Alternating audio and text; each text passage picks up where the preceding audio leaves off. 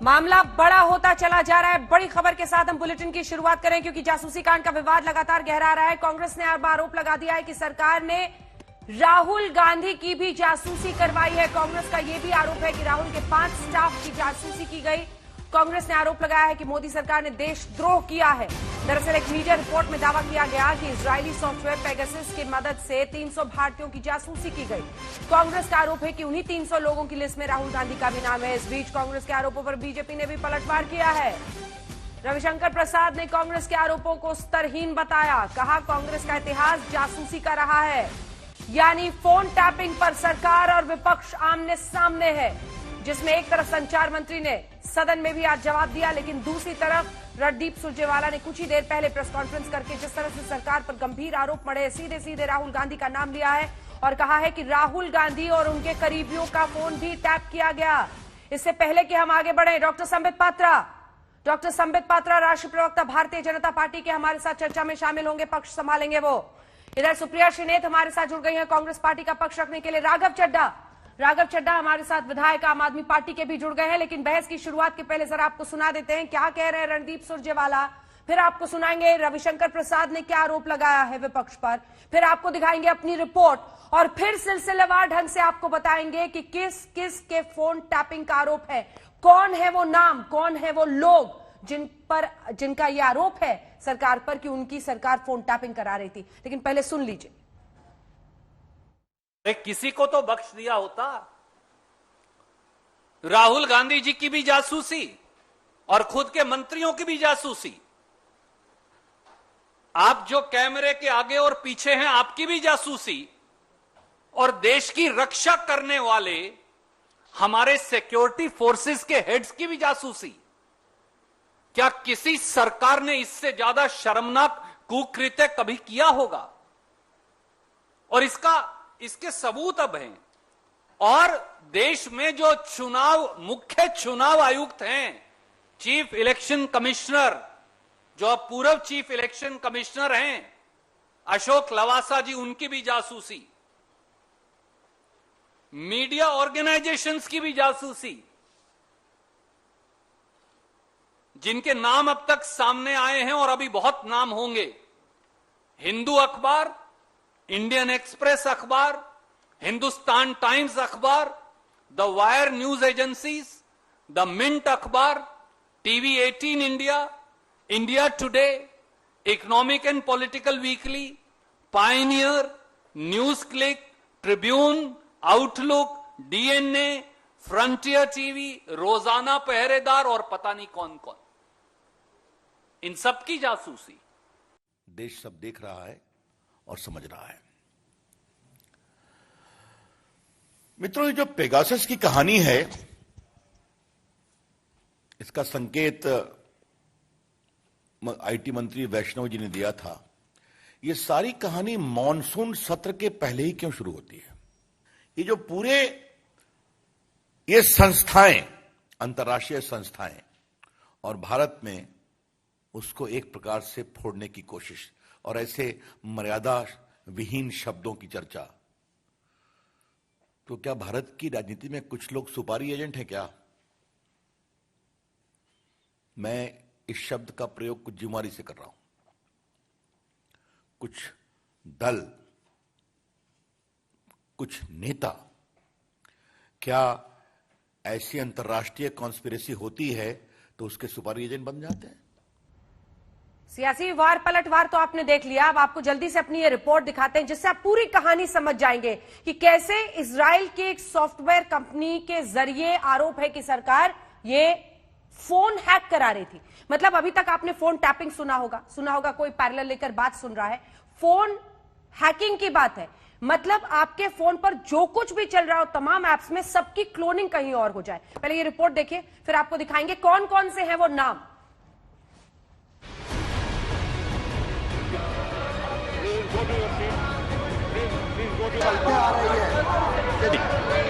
If you don't want to hear,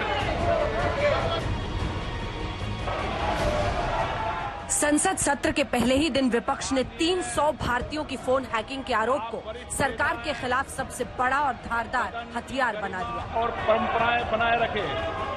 आज एक media report के दावे ने देश के सियासी गलियारों में हड़कंप मचा दिया। सवाल देश में 300 लोगों की निजता का हनन करते हुए उनके फोन को क्लोन कराने का है। आरोप है कि सरकार इन लोगों का फोन हैक कराकर उन पर नजर रख रही थी। इससे पहले कि आप सियासी घमासान देखें, पहले समझिए कि आखिर ये पूरा मामला है क्या। इस रिपोर्ट के मुताबिक आरोप है कि सरकार एक इजरायली कंपनी एनएसओ ग्रुप के पेगासस स्पाईवेयर के जरिए देश में 300 लोगों के फोन हैक करा रही थी। दरअसल एक डेटाबेस लीक हुआ। इसमें 300 वेरीफाइड भारतीयों के नंबर शामिल हैं। इन 300 भारतीयों में आरोप है कि मंत्रियों, विपक्ष के नेताओं, वैज्ञानिकों, पत्रकारों, कानून जगत से जुड़े लोग, उद्योगपतियों और सामाजिक कार्यकर्ताओं के नाम शामिल हैं। मीडिया रिपोर्ट का दावा है कि संदिग्ध फोन नंबर्स पर फोरेंसिक जांच की गई। 37 फोन में पेगासस स्पाईवेयर की हैकिंग का सबूत मिला। इनमें से 10 फोन भारतीय नागरिकों के हैं। टेक्निकल एनालिसिस के बाद ये साबित हो पाया कि इन फोन नंबर्स की हैकिंग की गई। विपक्ष ने संसद के मॉनसून सेशन के पहले ही दिन इस पर हल्ला बोल दिया है। कांग्रेस पार्टी के नेता मनीष तिवारी इसे निजता का हनन बता रहे हैं। अधीर रंजन चौधरी इसे सुरक्षा का सवाल बना रहे हैं, तो आम आदमी पार्टी के संजय सिंह इसे सरकार की जासूसी की आदत से जोड़ रहे हैं। आज सदन में इस पर जमकर बवाल हुआ। विपक्ष ने सरकार की घेराबंदी कर दी। या हमारा नेशनल सिक्योरिटी खतरे में है, किसी का कोई प्राइवेसी नहीं है, सर्विलांस स्टेट चलते हैं, जरूर उठाएंगे ये मुद्दा। पत्रकारों के नाम है, सिविल राइट एक्टिविस्ट के नाम है, ह्यूमन राइट एक्टिविस्ट के नाम, पॉलिटिशियंस के नाम है। और तो और छोड़िए, चर्चा ये है कि मंत्रियों और राष्ट्रीय स्वयंसेवक संघ के लोगों के भी नाम है। तो आप करना क्या चाहते हैं? ये लोकतंत्र का चेहरा नहीं। क्या सरकार ने ये जो पेगासस का सॉफ्टवेयर है इसको खरीदा है? क्या सरकार ने इस पेगासस के सॉफ्टवेयर का इस्तेमाल किया है? अगर मामला कोई राष्ट्र की सुरक्षा से न जुड़ा हो, तब समाज के अंदर में सम्मानित बुद्धिजीवी वर्ग का, सम्मानित नेताओं का, सम्मानित पत्रकारों का, सम्मानित आम जनता की निजता की जासूसी करना यह अपराध है और स्वस्थ लोकतंत्र के लिए खतरा है। देश के संचार मंत्री ने इस पर सदन में जवाब दिया। कहा कि लीक डेटा से गुमराह करने वाले तथ्य सामने रखे जा रहे हैं। लीक डेटा से जासूसी का कोई संबंध नहीं। सरकार सख्त प्रोटोकॉल के तहत सिर्फ राष्ट्रीय हित के मामलों में ही सर्वेलेंस करती है। The press reports of 18 July 2021 also appear to be an attempt to malign the Indian democracy and its well-established institutions. We cannot fault those who haven't read the news story in detail, and I request all honorable members of the House to examine the issues on facts and logic. It is beyond dispute that the data has nothing to do with surveillance or with NSO, so there can be no factual basis to suggest that a use of the data somehow equates to surveillance. सरकार ने इसे सिरे से खारिज किया है। सरकार का साफ कहना है कि ये आरोप निराधार है। वहीं पार्टी के नेता संसद सत्र में सार्थक काम रोकने का इसे विपक्ष का हथकंडा बता रहे हैं। इसके विषय में सरकार ने अपना वक्तव्य पहले ही दे दिया, जो आप सबके पास उपलब्ध। सरासर इल्जाम है, ये झूठ है। देखिए, विरोधियों के पास अभी कुछ मुद्दा नहीं है। सच बताएं, पूरा देश जान रहा मुद्दा नहीं है। ये मुद्दा लेस विरोधी दल हो चुका है। अब ये इतनी ओछी बातें, बहुमत की सरकार, यशस्वी प्रधानमंत्री जी पूरे विश्व में जिनका क्रेज है, अब ये हरकत भारतीय जनता पार्टी या हमारे यशस्वी प्रधानमंत्री की सोच नहीं है।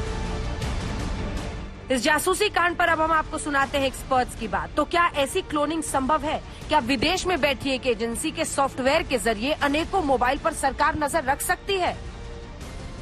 हमें इसको इन्वेस्टिगेट करना चाहिए, बिकॉज हो सकता है एनएसओ ने किसी प्राइवेट प्लेयर को भी बेचा हो। तो जो कंपनी जिसके मैलवेयर से जमाल खशोगी जैसे पत्रकारों की हत्या हो गई, जो धड़ल्ले से इस तरह से टारगेटिंग मोबाइल फोनों की करी जा रही है, तो एक कंपनी का यह कहना कि उनके मैलवेयर को किसी ह्यूमन राइट अब्यूज के लिए, जर्नलिस्ट को टारगेट करने के लिए वो नहीं बेचते, ये इनको फेस वैल्यू पे नहीं लिया जा सकता। मुझे लगता है कि ये कोई बड़ी बात नहीं है, इन्होंने किसी प्राइवेट प्लेयर को, बड़े इंडस्ट्रियल हाउस को भी बेच दिया हो। आज भारी हंगामे के बीच जासूसी कांड पर आर पार की जंग हुई और ये घमासान यही थमता नहीं दिख रहा। आज तक ब्यूरो। इससे पहले भी हिंदुस्तान में ऐसे आरोप सरकारों पर लगते रहे, लेकिन जासूसी का जिन जिस तरह से, और इसका स्केल देखिए, जो आरोप है, इससे पहले कि हम आपको वो नाम बताएं जिनके बारे में ये कहा जा रहा है, यह आरोप लग रहा है कि सरकार इन सबके फोन को क्लोन करके, हैक करके पूरी जानकारी ले रही थी। आपका परिचय जल्दी से करा दें, क्योंकि अब अर्पिता घोष भी सांसद टीएमसी की हमारे साथ जुड़ गए हैं। डॉक्टर संबित पात्रा मोर्चा संभालेंगे भारतीय जनता पार्टी की तरफ से। सुप्रिया श्रीनेत हमारे साथ जुड़ गई हैं कांग्रेस पार्टी का पक्ष रखने के लिए। राघव चड्ढा हमारे साथ विधायक और प्रवक्ता आम आदमी पार्टी के जुड़ गए हैं। अजय आलोक जेडीयू का पक्ष रखेंगे हमारे सामने, और अर्पिता घोष जैसा मैंने आपको बताया सांसद है टीएमसी की, वो जुड़ रही हैं। लेकिन इससे पहले संबित जी जरा नाम तो बता दें, आरोप तो बता दे कि फसाना कहां कहां तक पहुंच रहा है, क्योंकि कांग्रेस पार्टी ने भी अब गंभीर आरोप लगाए हैं। तो 300 भारतीयों की जासूसी का जो ये आरोप है उसमें कौन कौन शामिल है वो जरा आपको बता दें कि आखिर कटघरे में कांग्रेस का आरोप है कि राहुल गांधी के फोन टैप किए गए। यही नहीं, वो ये भी कह रहे हैं कि उनके जो करीबी 5 स्टाफ है, यानी कहां जा रहे हैं, क्या जा रहे हैं, क्या बातें कर रहे हैं, मतलब यह आरोप है कांग्रेस पार्टी का कि 5 स्टाफ की भी जासूसी की गई। नंबर 3, पदासीन मंत्रियों की भी जासूसी हुई, यानी जो मंत्री इस वक्त मंत्रालयों को संभाल रहे हैं उनकी तक जासूसी का आरोप लग रहा है। नंबर 4, पूर्व चुनाव आयुक्त अशोक लवासा के भी फोन टैप होने का आरोप लग रहा है कांग्रेस पार्टी की तरफ से। इसके अलावा बहुत सारे मीडिया हाउसेस का आपने देखा, उन्होंने नाम लिया, पत्रकारों का, वैज्ञानिकों का, कानून के जानकारों का, बिजनेसमैन, 300 नंबर है। देखिए लगभग 37 ऐसे फोन लिए गए। संबित पात्रा जी को दिखाइए, जो आरोप है मीडिया रिपोर्ट है उसमें संबित जी कहा जा रहा है 37 फोन्स की फोरेंसिक जांच की गई और जिनमें पाया गया कि पेगासस इन्फेक्टेड वो हैं, उनमें से 10 भारतीय हैं। ये क्या हो रहा है, आप ही समझाइए। धन्यवाद अंजना जी, आपने कहा कि मैं समझाऊं तो मैं समझाता हूं बहुत सिंपल टर्म्स में ताकि आम जनता भी समझ सके। देखिए कहानी क्या है, कहानी है कि एक डाटा रिलीज हुआ है, कहीं से एक डाटा आया है जिसमें कुछ नाम है, हिंदुस्तान के 300 नाम आप बता रही हैं, 300 नाम है, और बताया जा रहा है कि इन डाटा में जो नाम है इन नामों का फोन हैक किया गया है और कहीं ना कहीं पेगासस नामक एक सॉफ्टवेयर को इस्तेमाल करके इनके सारे फोन की क्लोनिंग कर दी गई है और इनके डाटा को सरकार ने ले लिया है। देखिए पहली बात तो है कि जो हिंदुस्तान की जो पोर्टल है, जो वायर, जिसने इस पूरे स्टोरी को किया है, जो पार्टनर है इसमें, उसने खुद ही इसको नकार दिया है। मैं पढ़ के सुना देता हूं। द प्रेजेंस, ये वायर में लिखा हुआ है, the presence of a phone number in the data does alone not reveal whether a device was infected with Pegasus or subject to an attempted hack. However, the Pegasus project, a consortium of international news organization, believes the data is indicative of potential targets identified in advanced possible surveillance attempts. 3 शब्द यहां ध्यान देने के लिए है। उन्होंने कहा कि डाटा में नाम है, इसका अर्थ यह नहीं है कि आपके ऊपर सर्विलेंस हो रहा था या पेगासस द्वारा इन्फेक्टेड हो गया था। दूसरा, वो कहते हैं कि जिनका नाम है ऐसा भी हो सकता है कि वो भविष्य के टारगेट हो, पोटेंशियल टारगेट हो, और ये पॉसिबल सर्विलेंस अटेम्प्ट है। ये पॉसिबल है कि सर्विलेंस हुआ है। जब खुद जिन्होंने ये रिलीज किया है वो खुद ही कहते हैं ये पॉसिबल हो सकता है, ऐसा नहीं है, वैसा नहीं हो सकता है, जब ये खुद ही नहीं मान रहे हैं तो मैं क्यों मानूं यहाँ पर? फिर इस डेटा को आप कैसे एक्सप्लेन करते हैं? काल्पनिक कहानी है ये जो डेटा लीक है, इस डेटा को आप कैसे एक्सप्लेन करते हैं? क्योंकि इसमें तो अब खबर ये भी आ रही है कि आपके जो मौजूदा संचार मंत्री हैं उनका भी नाम है। तो राहुल गांधी का फोन आप लोग क्लोन नहीं करा रहे थे, आप हैक नहीं करा रहे थे, फिर ये डेटा कौन सा डेटा है? देखिए अंजना जी, मैं आपको 2 चीजें बताऊंगा। एक तो मैंने आपको, देखिए ये डेटा नहीं है जो मैंने आपको कहा, ये वायर ने लिखा है। ये वायर खुद कहती है जिन्होंने ये डेटा भारतवर्ष में रिलीज किया है, क्योंकि जो इंटरनेशनल कंसोर्टियम मैं समझ गई, बहुत सारे इंटरनेशनल मीडिया हाउस उसमें पार्टनर है। संबित जी, मेरा सवाल इससे आगे का है, मेरा सवाल इससे आगे का है। संचार मंत्री ने देश की सदन में कहा कि ये जो डेटा लीक्ड डेटा है उसका जासूसी से कोई वास्ता नहीं है, कोई रिश्ता नहीं है, ये जासूसी के लिए नहीं हो रहा था। तो ये डेटा क्या है इन लोगों का? तो ये मैं बताता हूं, ये डेटा एक फर्जी डेटा है जो एक अफरा तफरी का माहौल बनाने के लिए, एक कंफ्यूजन के माहौल बनाने के लिए एमनेस्टी इंटरनेशनल ने रिलीज किया है। और आप भले तरह से जानते हैं ये जो एमनेस्टी इंटरनेशनल है उसका 36 का आंकड़ा है भारत के साथ, और तभी आज भारत में एमनेस्टी इंटरनेशनल के लिए कोई स्थान नहीं है। तो भारतवर्ष को कहीं ना कहीं मलिन करने के लिए, उसके छवि को धूमिल करने के लिए उन्होंने 300 डाटा रिलीज कर दिया। ये डाटा कहां से आया, यही तो हम पूछ रहे हैं। कहां, what is the source of the data? जवाब दीजिए सुप्रिया। क्वेश्चन। और मैं एक मजेदार बात आपको बताता हूं, मैंने कुछ मैं 10 सेकंड और लूंगा आपकी अनुमति से, फिर सुप्रिया जी बता देंगी। आप कुछ पत्रकारों के नाम आया है, आपने कहा इनके ऊपर जासूसी कर दी पेगासस लगा के।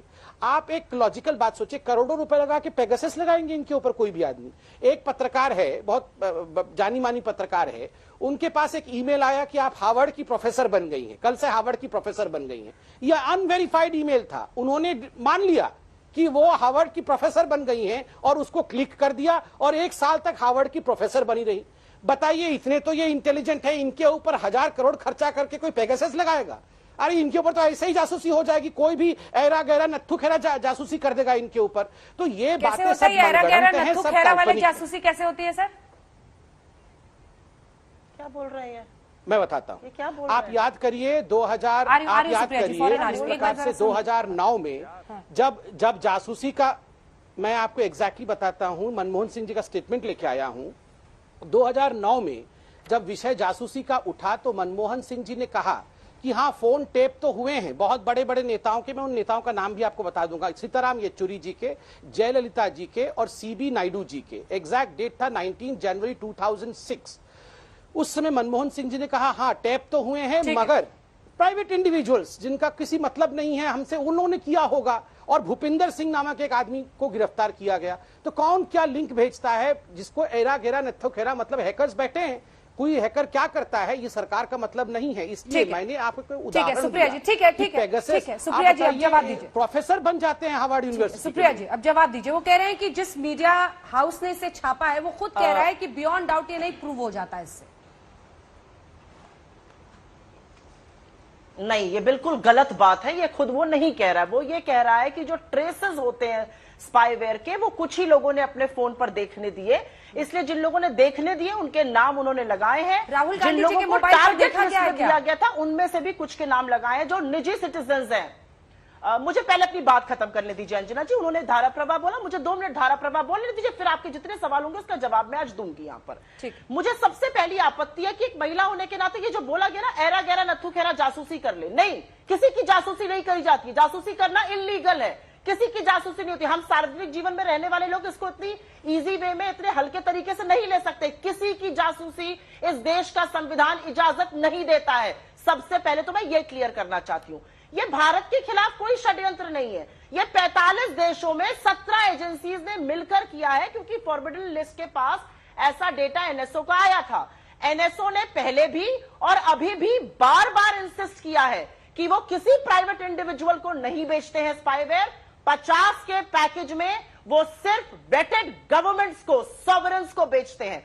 अगर भारत में लीकिंग हुई है, अगर भारत में टारगेटेड लिस्ट हुई है, जो कि दिख रहा है, तो ये भारत की सॉवरेन गवर्नमेंट को बेचा हुआ स्पाईवेयर ही कर सकता है, ये प्राइवेट को वो नहीं बेचते हैं। रविशंकर प्रसाद जी ने पहले अपने कार्यकाल के दौरान और आज अश्विन वैष्णव जी ने दोबारा कहा है अनऑथराइज्ड इसमें नहीं हुआ है, मतलब कि ऑथराइज स्नूपिंग करी गई है। और ये जो बार बार कहा जा रहा है कांग्रेस का आरोप है, ये कांग्रेस का आरोप नहीं है, ये रिपोर्ट्स बता रही है, चाहे वॉशिंगटन पोस्ट हो, चाहे गार्जियन हो, चाहे लेमॉन्ड हो, चाहे यहां का वायर हो, ये रिपोर्ट्स बता रही हैं। और इसमें सिर्फ राहुल गांधी नहीं है, राहुल गांधी, उनके 5 प्राइवेट फ्रेंड्स, उनके 2 कर्मचारी, 9 लोग इसमें। अब सुप्रिया जी, आपकी इजाजत है, 2 सवाल पूछना। चुनाव आयोग के आयुक्त, और 1 मिनट, नहीं 1 मिनट, सबका नाम मैंने दिखाया मैडम, सबका नाम दिखाया। चुनाव आयोग के आयुक्त, उनका, और आगे सुनिए, सुप्रीम कोर्ट के जज के खिलाफ जिस महिला ने यौन शोषण का आरोप लगाया था, उसके 11 नंबर ट्रैकिंग लिस्ट पर थे।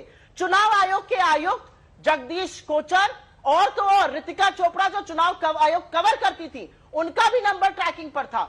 स्मृति ईरानी के पीएस, वसुंधरा राजे के पीएस, प्रहलाद पटेल जो हैं, उनके खानसामा, उनके ड्राइवर, उनके पीएस, उनका माली, ये क्या हो रहा है इस देश में, आप सोच सकती हैं। और मुझे सबसे बड़ी आपत्ति इस बात की अंजना जी कि ये स्पाईवेयर आपके कैमरे को हैक करता है। अगर किसी महिला का कैमरा हैक हुआ है और अगर उस महिला का कैमरा उसके पास, उसकी किसी आपत्तिजनक जगह पर, अगर वो अपने बेडरूम में है, तो देखिए ये कैमरा क्या क्या कर सकता है। हमारे घर की बहू बेटियां आज प्रोफेशनल्स हैं, जर्नलिस्ट हैं, सार्वजनिक जीवन में, ये कैमरा उनका क्या क्या देख सकता है। देखा टर्की के क्या डिटेल्स आए हैं, समझने की जरूरत है कि ये विकृत मानसिकता। ठीक है संबित जी, छोटा सा जवाब दीजिए, मुझे अन्य मेहमानों के पास भी जाना है। मैं आपके पास आ रही हूँ, उसके बाद राघव चड्ढा जी फौरन आ रही हूँ, बात है। अर्पिता जी आपके पास भी आ रही हूँ, जल्दी से। अजय जी जल्दी से छोटा सा जवाब देखिए। बोल रहे थे, देखिए नहीं अंजना जी, मैं रिक्वेस्ट करूंगा थोड़ा बोलने का मौका दीजिए, क्योंकि सारे आरोप हमारे सरकार के ऊपर है, तो स्वाभाविक रूप से इसका विस्तृत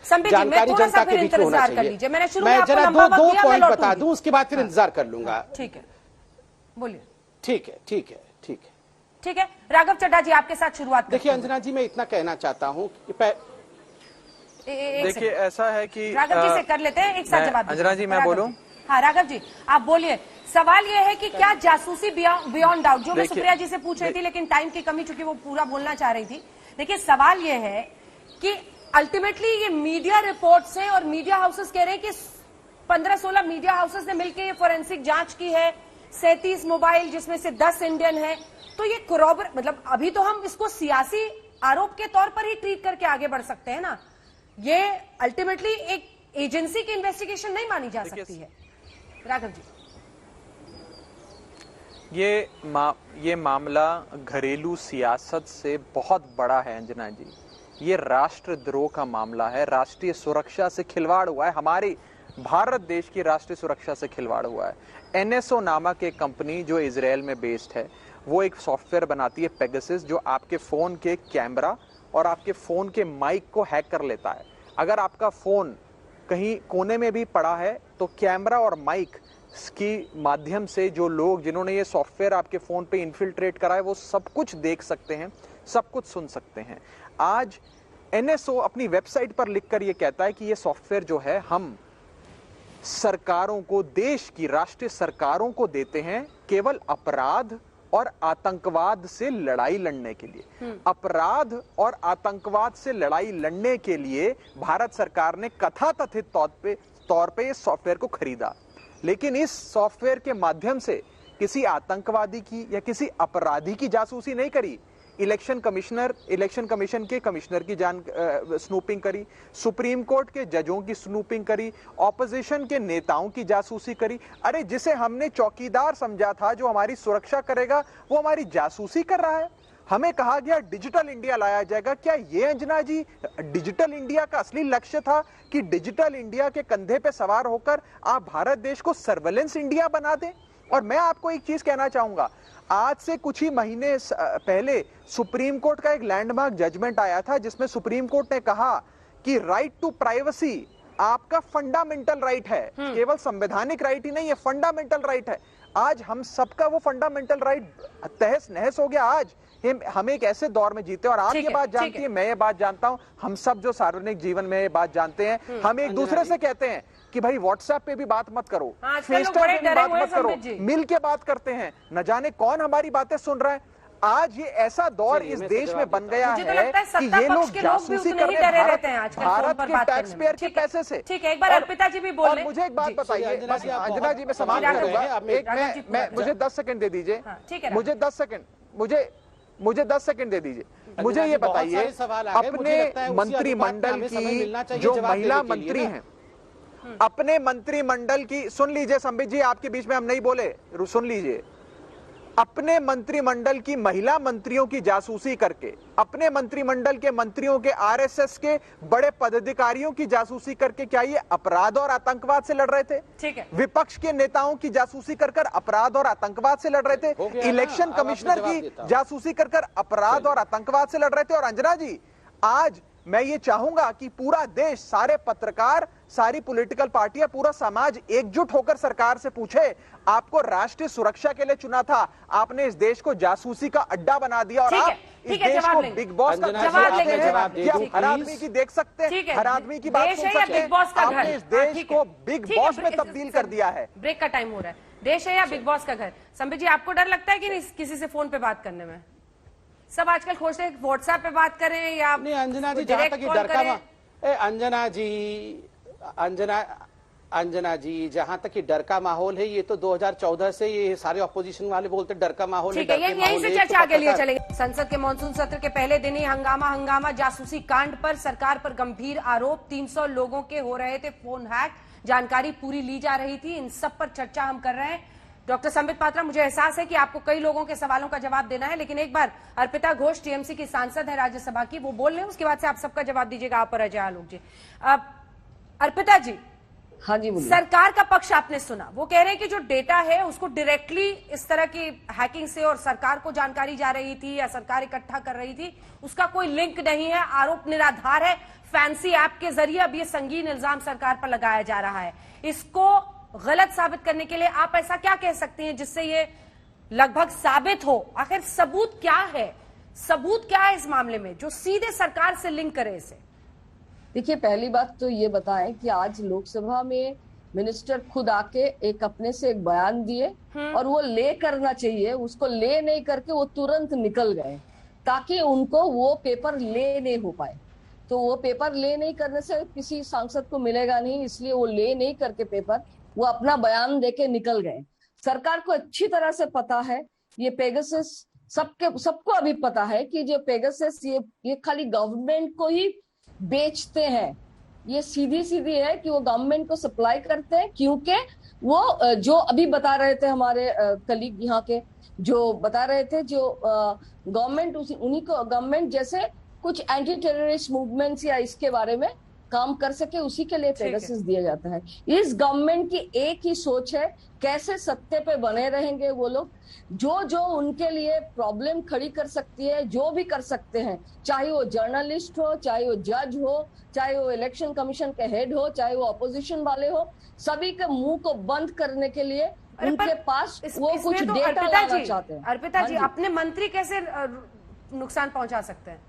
ये तो मुझे लगता है कि वो तो किसी को विश्वास नहीं करते हैं ना। हमारे प्रधानमंत्री जी, हमारे होम मिनिस्टर किसी को विश्वास नहीं करते, वो सोचते हैं ये दोनों मिलकर सब तय करते हैं। संबित जी जवाब दीजिए, सबका जवाब दीजिए, इसके बाद अजय आलोक जी मैं फौरन आपके बारे में होम मिनिस्टर तो इसके लिए आके सदन में बोलना चाहिए। ध्यान से सबको सुना, प्लीज मुझे सुन लिया जाए। ठीक। दो बड़ी बातें हैं संबित जी, वो कह रहे हैं कि पेगासस एक तो सरकार को ही देता है, सरकारों को देता है, प्राइवेट प्लेयर्स को वो अपनी जानकारी, अपना ऐप नहीं बेचता है।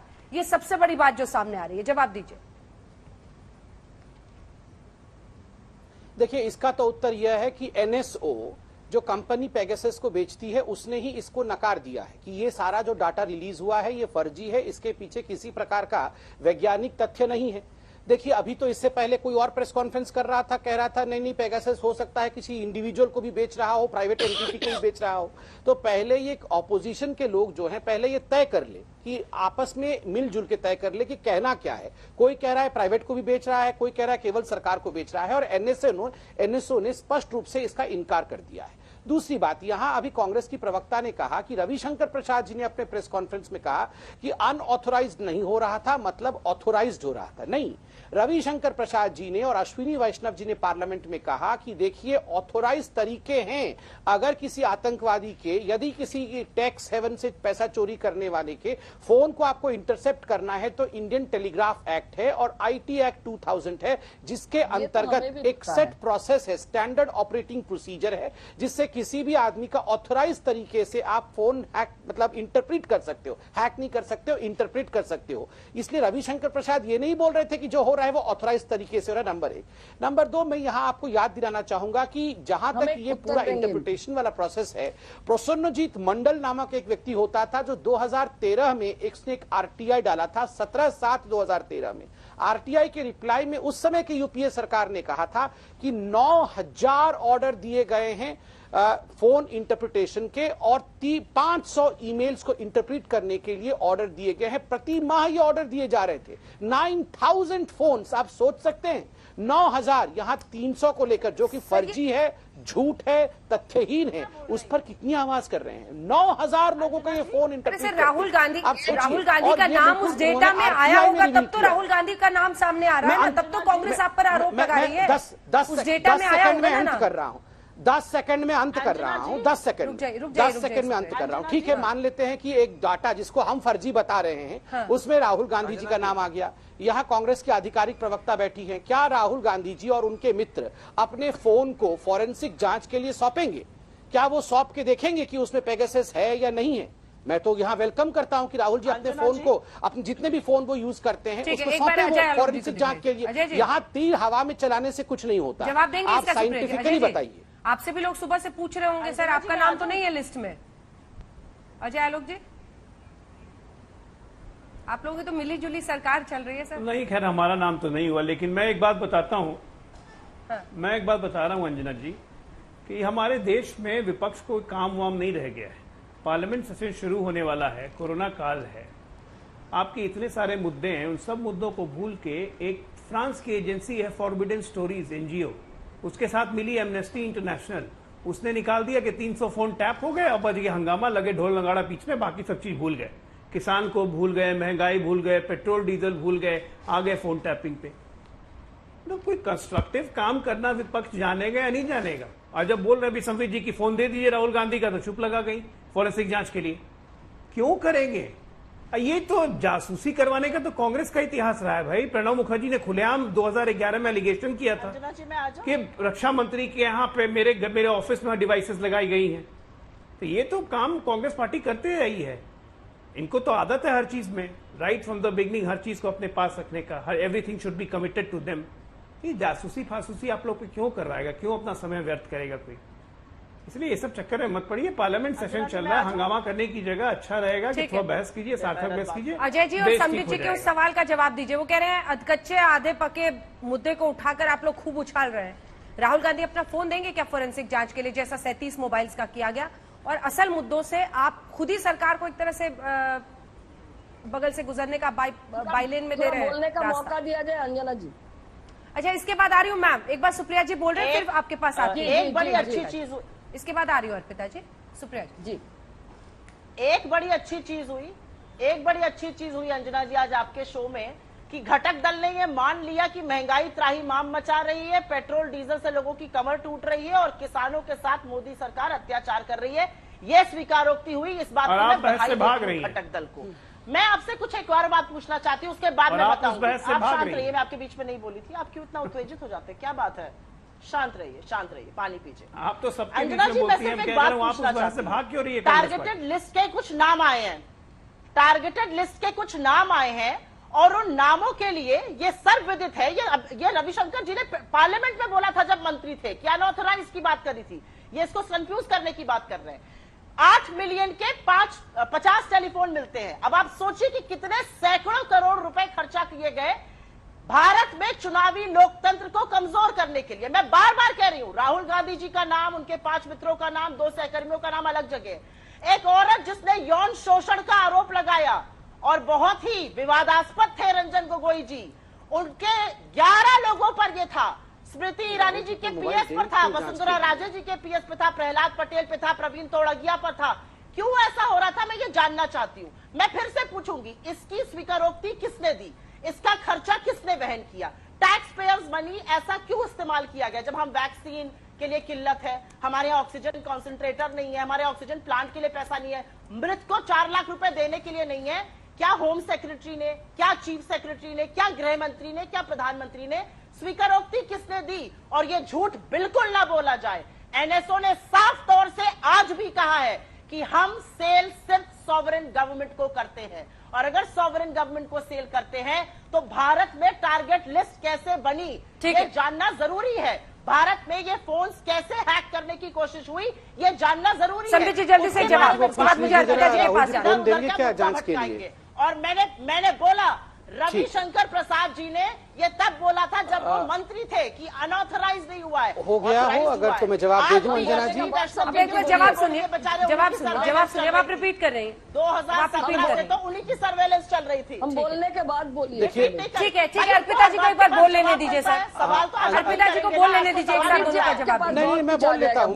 अर्पिता जी वही बोलेंगी गोल गोल करके। रुकिए ना, मैं बोल लेता हूँ, एक का जवाब देता हूँ। अरे आप तो बहुत अरे रुकिए ना, सवाल का दिन क्या होता है, जवाब का भी दिन है। ये अच्छी बात है। अर्पिता जी एक बात समझाइए, डिबेट में आप लोग सब कांग्रेस वाले भी गुस्सा जाते हैं अगर उनको बोलने का टाइम न मिले। आप भी गुस्सा रही हैं, बोल रही हैं हमें टाइम दीजिए। पार्लियामेंट में जाके क्या हो जाता है, वहां पर कोई भी अच्छी बहस आप लोग नहीं करना चाहते। वहां पे हंगामे में लोकसभा का राज्यसभा सब स्थगित करना पड़ता है। आप बोलने तो दीजिए, सबसे ज्यादा वक्त संबित को दे रही है। बोले कि पार्लियामेंट में अभी बोल रहे थे, हम सुन रहे थे कि आप लोग ये इस मुद्दे पे नहीं बोल रहे हो। अर्पिता जी के बाद अर्पिता जी के बाद एक मिनट जवाब दीजिए संबित जी, बोलिए। इस मुद्दे पे नहीं बोल रहे हो आप, जल्दी बोलिए प्लीज। एक गवर्नमेंट चल रहे हैं जहाँ पे ये जो फार्म बिल बोल रहे हैं वो स्टैंडिंग कमेटी में नहीं गए हैं, सभी बोले थे वो सिलेक्ट कमेटी में जाए, ये लोग नकार दिए हैं। कोई भी मुद्दे पे ये गवर्नमेंट बात करना नहीं चाहती है, ना तो पेट्रोल डीजल के बारे में बात करना चाहते हैं, ना तो फार्म बिल के बारे में बात करना चाहते हैं, ना ही गैस के दाम बढ़े हुए उसके बारे में बात करना चाहते हैं। इनका है कि आपने ऐसा है संबित जी हम आपके बीच में नहीं बोले हैं, प्लीज डोंट इंटरवेन।